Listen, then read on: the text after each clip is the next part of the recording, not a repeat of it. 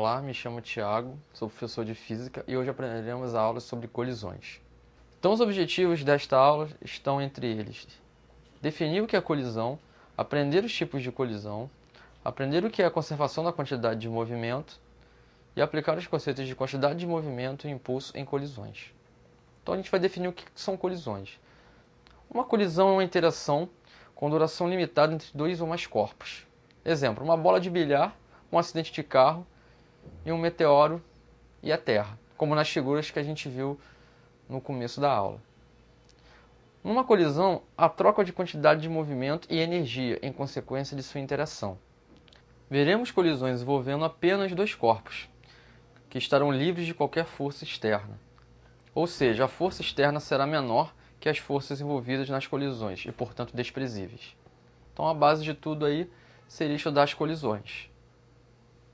O conceito de momento linear, ou quantidade de movimento, que são a mesma coisa, é particularmente importante quando ocorre interação entre dois ou mais corpos. Então, a força interna é a força que a partícula de um sistema exerce sobre a outra. E a força externa é a força exercida por um corpo no exterior do sistema, sobre uma parte interna, ou sobre algum corpo no interior do sistema. Então temos a representação de dois astronautas, um exercendo uma força sobre o outro. O que está acontecendo aí? Eles estão livres de forças externas, né? Eles estão numa superfície que não é do planeta Terra, né? De outro planeta. Estão no espaço, não tem força gravitacional atuando sobre eles. As únicas forças que atuam sobre eles é a força que um faz sobre o outro, né?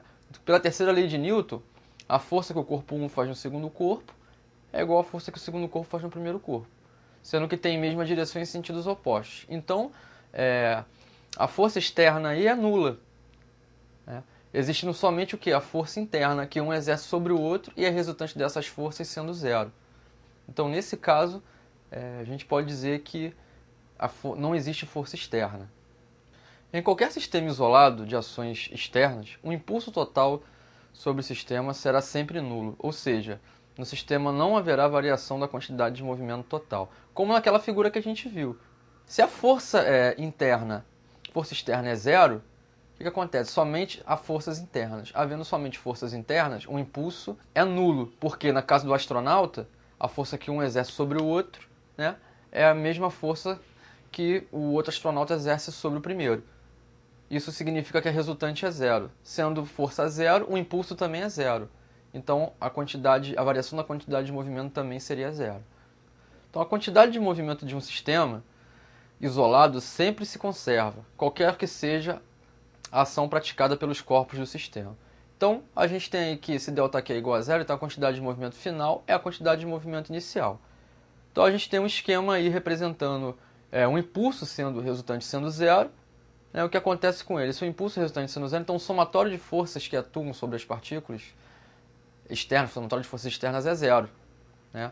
Num intervalo de tempo muito pequeno. Havendo isso, a quantidade de movimento antes é igual à quantidade de movimento depois. Antes de quê? A quantidade de movimento antes da colisão é igual à quantidade de movimento depois da colisão. Então a gente está vendo aí. Podemos dizer também que a quantidade de movimento total do sistema isolado é constante. O que isso significa? Que a quantidade de movimento total é sempre a mesma. Isso está representado como? Pela Q de antes igual a Q depois, como a gente viu no outro slide, né? Então a quantidade de movimento antes do choque é igual à quantidade de movimento depois do choque. Então a gente tem colisões, né? Para ter estamos analisando o caso do sistema isolado, ou seja, as forças externas não atuam no sistema, ou as forças externas são pequenas comparadas às forças internas, né? Então, quando há um sistema isolado, a gente pode dizer que é a conservação da quantidade de movimento.